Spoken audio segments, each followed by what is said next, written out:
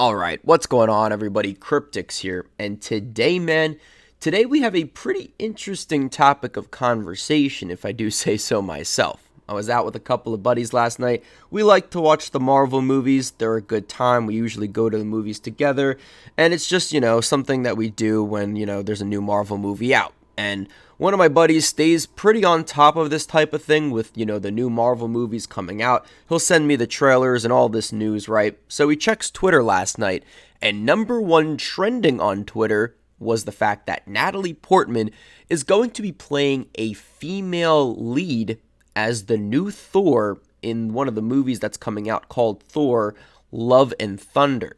Now, we got a lot to talk about here, but first things first, I think we need to establish something for a lot of the people that have Twitter fingers and just, they're keyboard warriors and stuff, and they're instantly going to say, oh, you're sexist, blah, blah, blah, blah, blah. Let me just establish a couple of things first. No, I am not sexist, and I am not coming from a sexist point of view. And I definitely suggest you stay to the very end of this video so I can, give you guys my points and my stance, because I think that's something that's very important for this video. Now, I also want to say that I love certain female characters. I mean, Wonder Woman, that movie, the new one that came out from DC, I don't know, it's not new, it's like a couple of years old. That was one of, I think, my top 10 movies of superhero movies. I mean, that was one of the best ones, and Gal Gadot fit the role perfectly. The execution was fantastic, and that's a prime example, guys, a prime example of an original pardon my grammar, an original female character. Now, DC did a very good job with her, and I think we need more examples of original female leads in the future, and hopefully we can stick to that type of mentality, because I don't know, I've been seeing a couple of things in the media that have been giving me some, I guess some worry. I don't know if that's even proper grammar. It's pretty early in the morning, guys. I do apologize. But I do want to say there's another thing, with 007. Now she's a female. And, I just don't get that, right? James Bond's been 007 for what, like 50 years now? I mean, there's so many movies about 007 being James Bond. Why do you got to switch it up like that? Why can't you make an original female character in a 007 universe like that and call her 008? Who cares? It's part of the same universe. Make her original. Make her a totally different character from 007, aka James Bond. And I know some people are going to argue, oh, but Cryptix, 007's just a title, right? But you don't want to change the title of, that's been associated with one character for 50 years and change it and make it some female character. Why can't you just call her 008? That's all I'm saying, right? And I think we're going to see this a lot in Hollywood. And in the general media, we see this a lot now with, basically females trying to, either piggyback or replace a character that was a male and was a male for a long time, either in the comics or in movies, in entertainment in general, etc., etc. Now, let's get down to basically where, Natalie Portman is becoming this female Thor character. It's basically confirmed by Marvel that this is happening, and I don't know what's the deal with Chris Hemsworth and his contract. I was trying to do some research there. I couldn't find anything. I don't know if he's going to be, gone for good. I would really strongly disagree with that whole execution if that is the case. I'm not trying to spread rumors now. But if Chris Hemsworth is just totally gone and Natalie Portman is the new Thor, I think that's going to be a little bit weird. I don't know. I just feel like Thor needs to be there somewhere. I mean, you associate the name Thor with, this male character that is the son of Odin. Now it's Natalie Portman, a female, trying to replace the title of Thor. I think we're seeing a similar scenario here with this whole 007 thing. But then again, and this is where, it's kind of flip-floppy, and I think my opinion is even a little flip-floppy, to be honest with you. But I did some research, right? I actually, went on Google, because I know a lot of people don't do that, and I looked up the female Thor, and she's damn well in the comics, guys. I mean, I saw a lot of comics regarding a female Thor character. So here's the thing. 007, there was never really comics about it and stuff like that, but there was never a female 007 in the entertainment industry even, 30, 40 years ago. Now, there's a female Thor in the comics that dates back, I believe, 20 years ago. And that's original, guys. That's stuff that is rooted in the comics and rooted in the universe. If there was a female character that just came out of nowhere and she decided to become Thor and there was nothing in reference to the comics with that, then I would probably disagree with this execution and move by Marvel. But since there is an original piece or original material regarding a female Thor character, I think that this is actually, something that they can do.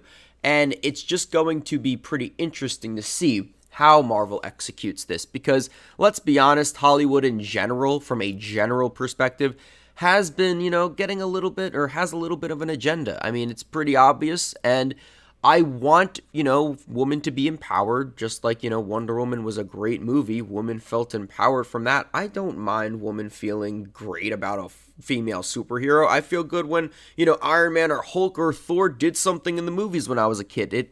It made me feel good because, it showed, that men can be strong. Just like on the other end, Wonder Woman showed that woman could be strong, right? But I just am worried for the trend and direction that Marvel is going to be heading in, depending on the execution of this female Thor thing. Because, to be honest with you, I think this could be a turning point. We've already seen Chris Hemsworth, the male Thor version, actually give his power away to Valkyrie in regards of his authority of Asgard. I don't know if you guys watch Endgame, but basically Thor said you can have Asgard, and Asgard's on Earth now because it got blown up. But Valkyrie is now the leader of Asgard, or the Queen of Asgard. So I don't find issues with that, but it's just worrying to see that there's a trend going on here with giving too many female leads in these superhero movies. I have no problem with female leads and, even splitting the whole thing 50-50. But like I said before, this is a little bit speculative, and, I have no proof to, tell you guys 4 or 5 years down the line if there's going to be, 90% females and 10% males in this Marvel universe. But what I will say is that based off of a lot of the information we got from, I think, Marvel's last conference, and, they talked about this Love and Thunder movie, it seems to me that they're going in the direction of giving, I would say, a lot more female leads in these superhero movies. Now, like I said, if this female Thor is executed properly in the movies and Chris Hemsworth's still kind of there and maybe not totally gone, this can work very, very well for both parties, right? But if Chris Hemsworth's gone and then the execution of this female Thor kind of seemed forced, and then you got Valkyrie on top of that, it's going to seem a little weird to me. Now, that's another thing, right? Now, I just want to, kind of hit home this point, and I think it's something to think about. Like I said before, I think this can totally work, but here's the issue.